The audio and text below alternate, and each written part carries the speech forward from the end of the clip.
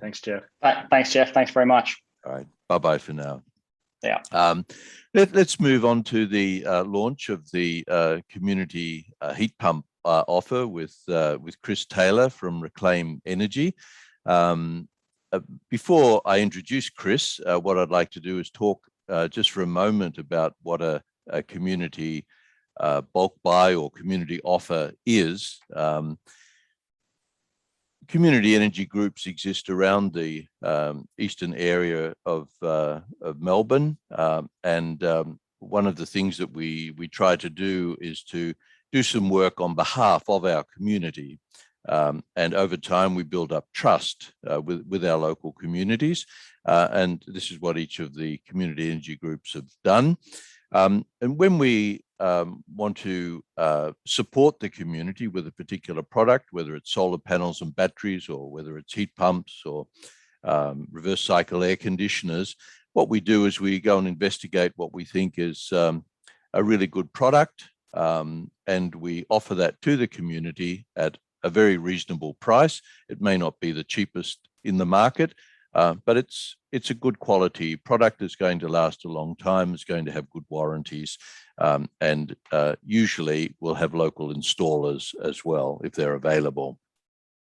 So the offer that we're doing at the moment through the Yarra Valley Community Power Hub is a heat pump from Reclaim Energy.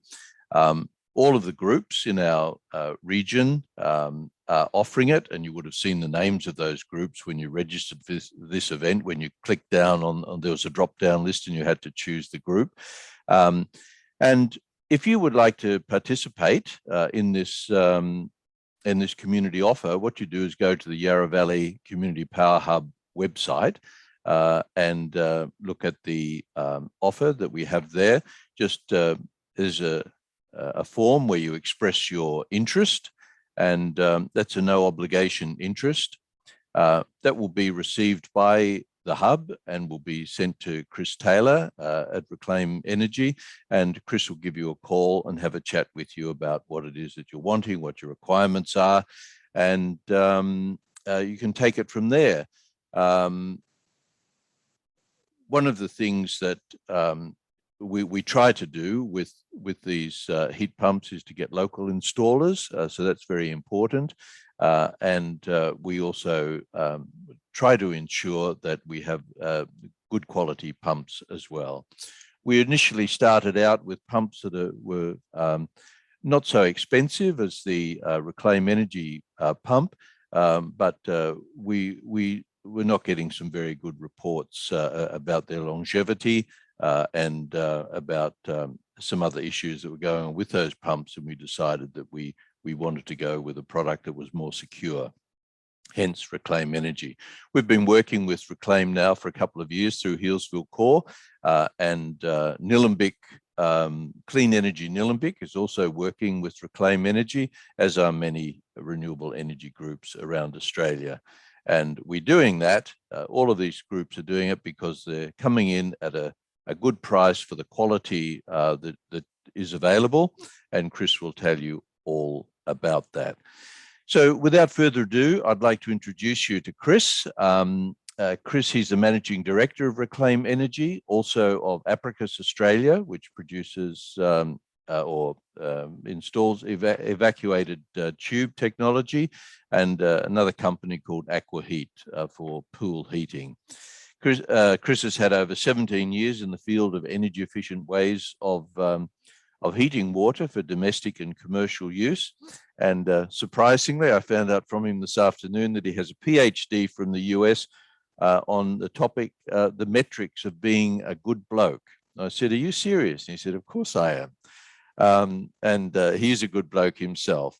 I'd like to welcome Chris to the meeting, and he will tell you all about the Reclaim Energy heat pump. Thanks, Jeff, for that kind introduction, and also for the wonderful compliment of regarding me as a good bloke. It's an interesting term, and I spent 5 years researching the origins of it and its application in as a more in Australian society to both men and women, and I got a lot out of it.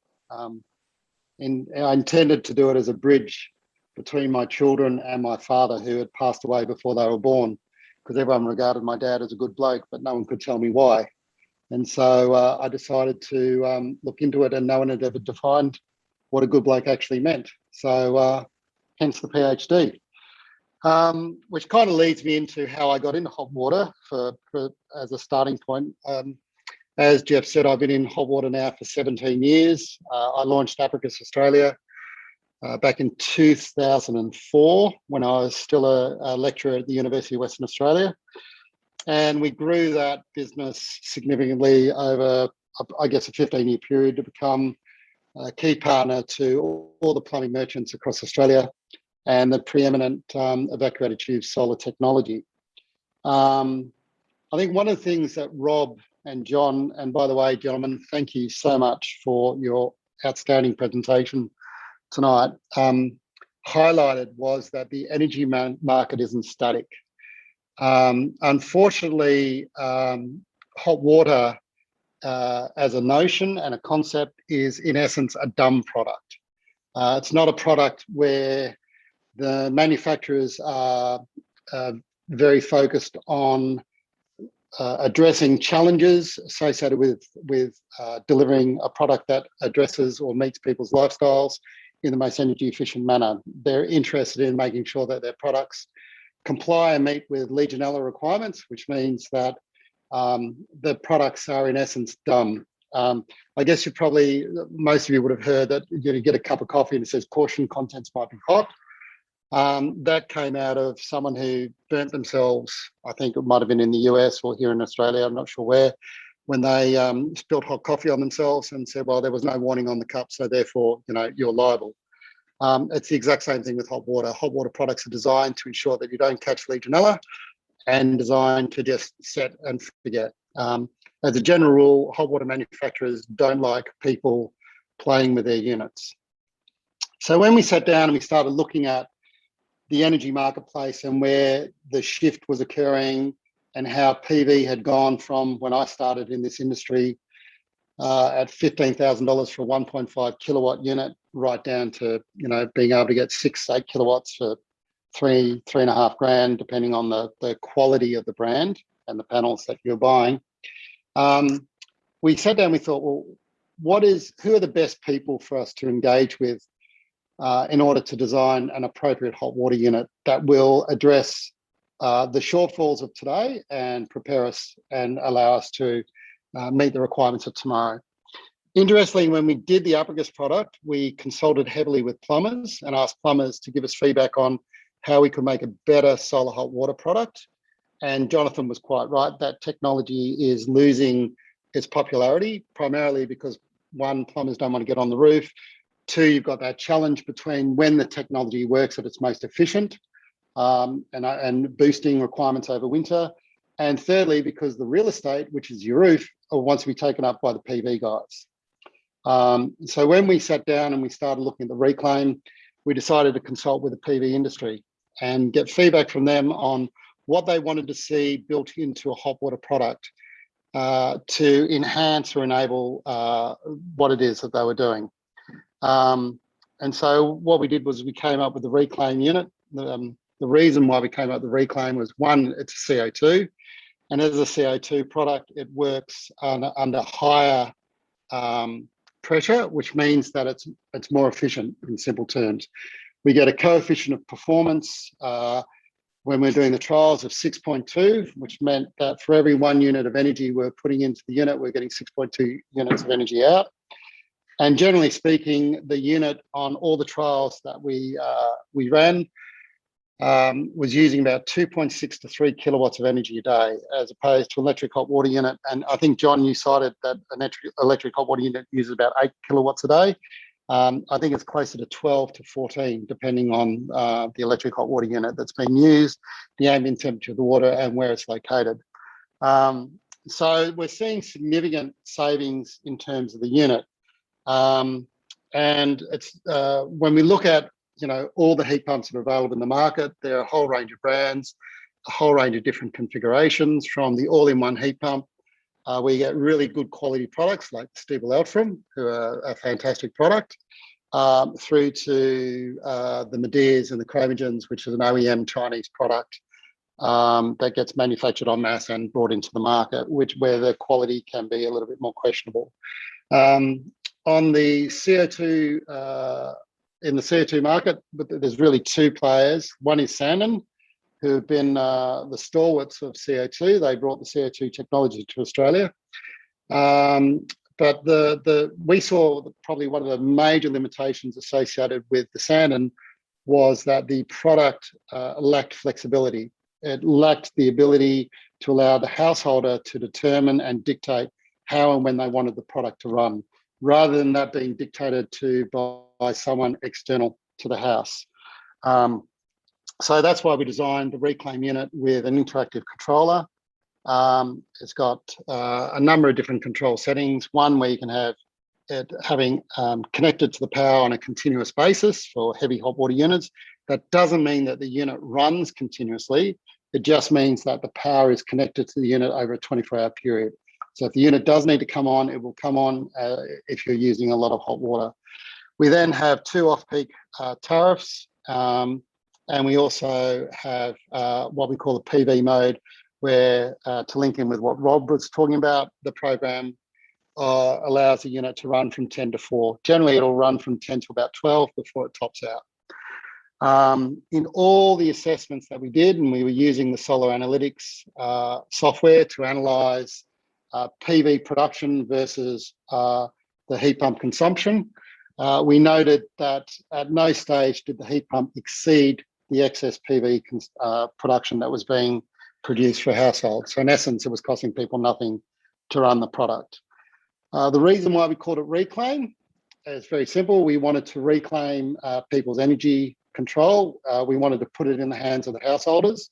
We know that householders aren't static. So a great example would be earlier this year, I got sick and I ended up in hospital.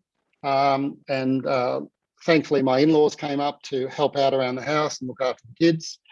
I've got 3 boys, so there were 5 of us in the house. My in-laws arrived. That then swelled to 7. And then when I came home from hospital, we were doing 4 showers in the morning, 5 showers at night, and a bath because we've got a 3-year-old. And so we were given the ability to change our settings to change the circumstances for the household. So during that period, we moved on to continuous supply outside of the 10 to 4, so we didn't run out of any hot water. So what we wanted to do is create the most energy efficient product, the best quality product, and it took us 2 years of R&D to adjust the compressor from a Japanese application to an Australian conditions, and that included things like building the PCB board to actually interact with our controller, adjusting the heat exchange, so we had a wider heat exchange, so any foreign materials wouldn't get caught in the unit.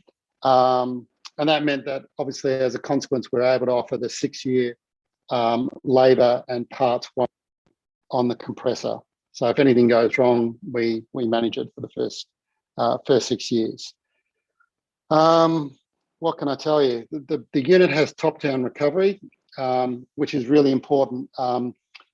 In very simple terms, and take on board what Rob and John were saying, that gas as a technology is not ideal. We're moving into an all-electric home, and I think, talking to the New South Wales government up here, part of their Net 2050 plan is to dismantle the gas network, and I'm sure they won't be the only state that looks at that. We decided that what we wanted to do was build a product that would allow people to have as much hot water as they wanted, but also behave in the most efficient fashion as required.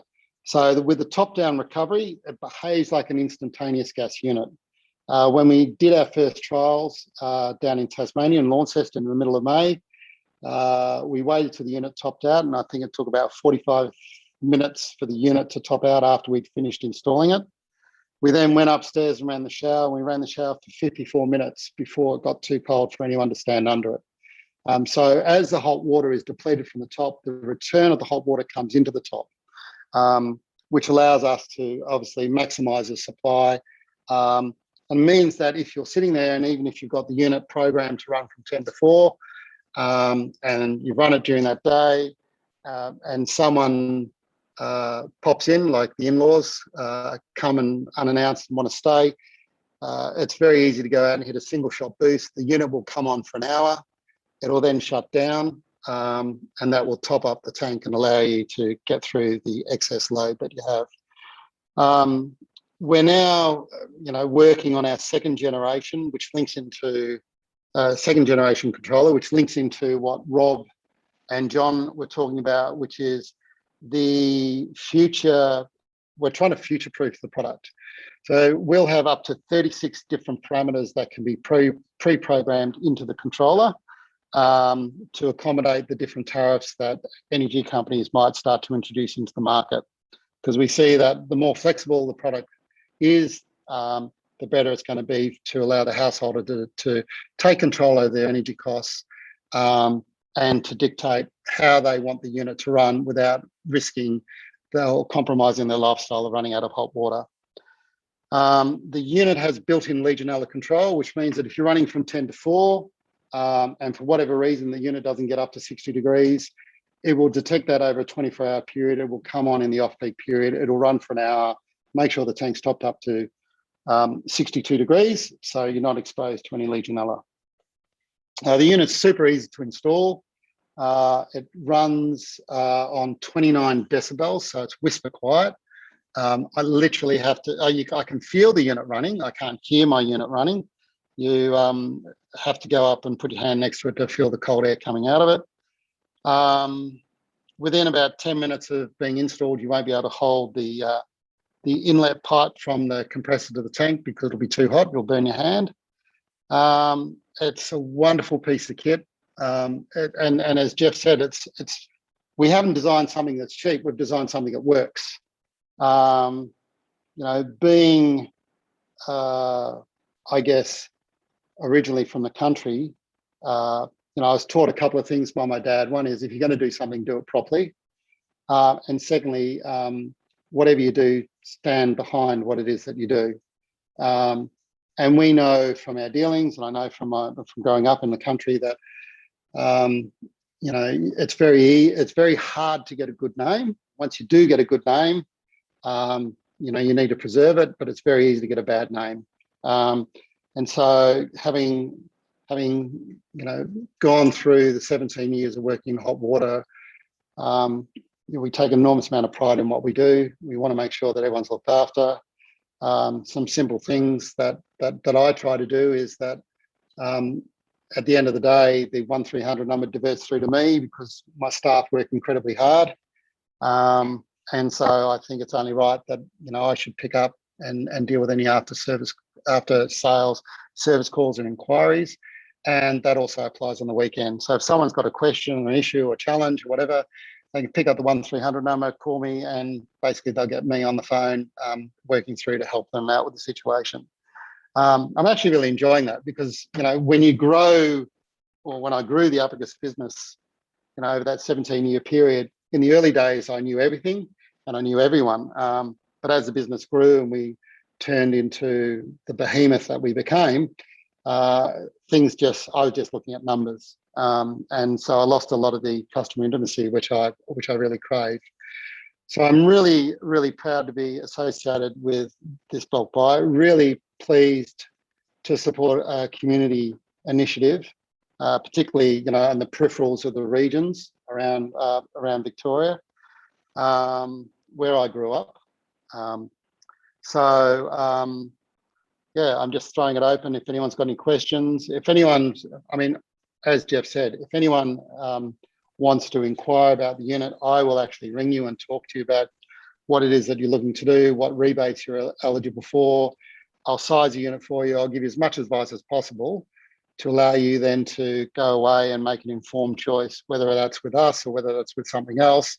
The more information I can give you, well, that's part of the process. So here to help as much as we can. Thank you very much, Chris. if people would like to click on the chat function at the bottom of the screen, you'll see that there's a URL, a website link where you can express your interest in the Yarra Valley Community Power Hub heat pump community offer. And Jonathan also has got a website mentioned as well, which he likes, which is a retailer comparison called waterer.com.au, which I haven't seen. I must have a look at that after this session. So, Chris, would you like to, some people won't know what a heat pump is. Would you like to just tell them very briefly in simple language what a heat pump is and what it consists of? Sure. Basically, it consists of two. You'll get three components with the unit. One is you'll get the controller, which is designed to allow the householder to dictate when they want to run the unit, how they want the unit to run, in line with the tariffs or energy plans that they're on, and also their lifestyle. That's one part. The second part is you get a storage tank, and the storage tank will vary in size. The smallest we do is a 160 litre. The largest we do is a 400 litre. We offer those in stainless steel and vitreous enamel. The Sandon product has always been traditionally aligned with the stainless steel product. Having done hot water for 17 years, I can assure everybody that stainless steel is an overkill. I own the business and I put a glass line tank in my own house. And the rationale for that is that with a solar hot water system, you're bringing a lot of unregulated heat from the roof in the summertime down into a tank. So that could be 85, 90 degree temperature water coming back down into the tank. Glass line tanks don't like that. It stresses the tank, puts them under duress, and it greatly diminishes the life cycle of the tank. Stainless steel tanks can deal with it, love it, and can cope. With the glass line tank with the reclaim, the unit's only getting up to 62 degrees at a maximum temperature.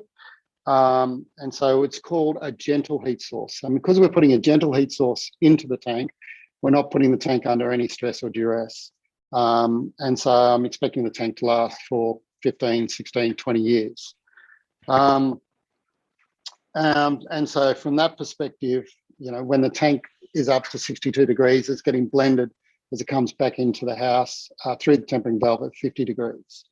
And the third bit, the most important bit, is the compressor. And the compressor, in very simple terms, works like a reverse refrigerator. So a refrigerator will draw the ambient air temperature in, and it will, and if you go to the back of a fridge and look at the fins at the back of the fridge, or put your hand near the fins at the back of the fridge, they'll feel hot because it's transferring the heat and converting into cold energy.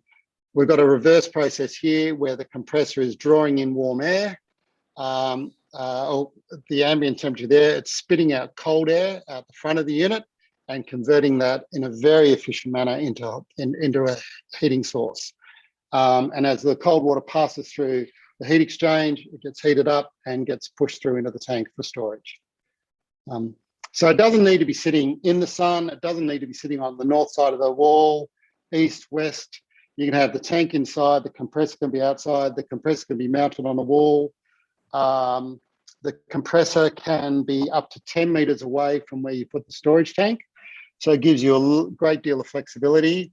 And one of the common problems with heat pumps in the past was that they were noisy, they were unreliable. These units are just phenomenal. At 29 decibels, you can't hear them running.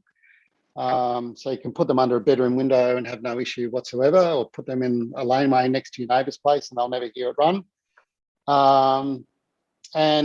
We encourage everybody to, align it with any monitoring device that they have, whether it be solar analytics or Ubi with AusNet, I think it is, and other products like that. But one of the things that we're planning to do in 2022 is we're going to launch a new controller, which will then store everything in the cloud. And so we'll have 3 months worth of data on a product, and someone can ring up and say, hey, I think my unit's not working, and we can ask their permission, we can log in and we can look at their usage patterns, their energy draw, everything that's happened with the unit over the past 3 months. So, you know, we're really trying to evolve hot water to move from being the poor cousin of this energy debate to being a significant ally and an added value product to things that Rob and Jonathan were talking about, in as much as where the energy market is moving towards. Thanks, Chris. One of the things that some people don't think about when they look at some of the cheaper models of heat pumps on the market is that those tanks have a resistive element in them. Could you explain why the Reclaim Energy heat pump does not have a resistive element, and explain that also in relation to the COP, which is a term that a lot of people don't understand? So the coefficient of performance is a calculation that looks at the energy input versus the energy output. And so if we put 1 unit of energy into the unit, the COP that comes out of the unit dictates how efficient that product is. And so the higher the COP, the higher the efficiency of the product. And there's a whole range of variables that influence the COP, such as the ambient temperature of the water, the mean point or starting point of the outdoor temperature, et cetera, et cetera, et cetera. When we did our modelling work, and we had to do all our testing through VIPAC in Victoria, based on the conditions for Tasmania, we were getting a COP of 6.02, and that was at 12-degree temperature of water going into the unit. So that meant at 12-degree ambient temperature of the water going in, we're getting a COP of 6 out of the unit. Regarding the resistive elements in heat pumps, I guess the way we refer to them is, well, I refer to them is that they're faux heat pumps, if that makes sense. And so the resistive element is designed because the recovery rate of the unit is so slow. And so the unit can't recover enough energy through the compressor itself quickly enough to regenerate itself for the household, which meant that if you're using a lot of hot water, you're basically switching to an electric element to actually do the work for you, rather than relying on a dedicated renewable energy source. Our unit has rapid recovery, and because we've got a couple of features, one is the efficiency of the unit and the top-down recovery, we're able to keep up with people's requirements and demands. So we don't need an electric resistive element in the tank. Thanks, Chris. That's very clear. And one of the things that the government's doing at the moment to encourage heat pumps is to provide subsidies or rebates. And I was wondering if you could just in a half a minute or a minute, just explain briefly what those rebates are. Sure. In Victoria, there are 3 potential rebates that people can get. So if they've got an electric storage unit, they can get the VEECs. The VEECs have gone anywhere from $13 up to $74, I think they were. They're now at $52 a VEEC. So they're paying about $1,600 off a unit. They'll get the STCs, which is about, in zone 4, about $1,230 a unit. And if they haven't already applied for the solar homes program for their PV, they can then, and if their combined household income is under 180,000 and the house is worth less than $3 million, they can get $1,000 for that. So the total value of the rebates that potentially people can get as part of this community bulk buy is about $3,600, which pretty much goes close to wiping out the cost of the unit. And then from there, I think they've got to just worry about the installation. Thanks, Chris. Very, very helpful. I think we'll leave it there because we're running out of time, and I just want to explain briefly to people how they can access the offer. So again, in the chat feature here, you can find the website for the Yarra Ranges Community Power Hub, Yarra Valley Community Power Hub, .org.au, and you can just go to the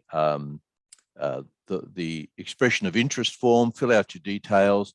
There's a little drop-down list that also indicates which is the community energy group that is close to you. And if you don't know, just say, I don't know, and we'll find one for you. And then you're home and away. And within a day or two, Chris will be in touch with you, usually within 24 hours. He'll be in touch and have a chat with you. And as I said, he's a good bloke.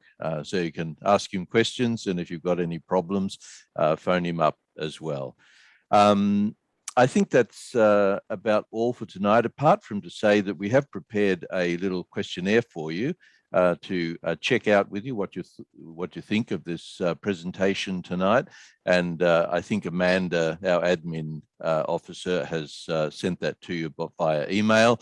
And when you get off this meeting, you could have a look at that form. And if you could fill that out for us, it should only take you 2 or 3 minutes. That'll be very helpful for us. So without further ado, I thank you all very much for attending tonight. It's been fantastic to have you here.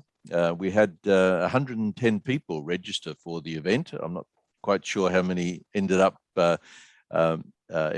being here for it, but a substantial number, and we're very grateful for that. Again, I'd like to thank our staff for the work they put into getting this event off the ground. Thank you to Sustainability Victoria for the funding, and we hope that you will come back to us for our next event, which will be probably in about a month's time, and you can check out on our website, and we'll send information out to you in our newsletter as well to let you know what that is. That's all for now, and look forward to seeing you at our next event. Thank you very much for attending. Bye for now.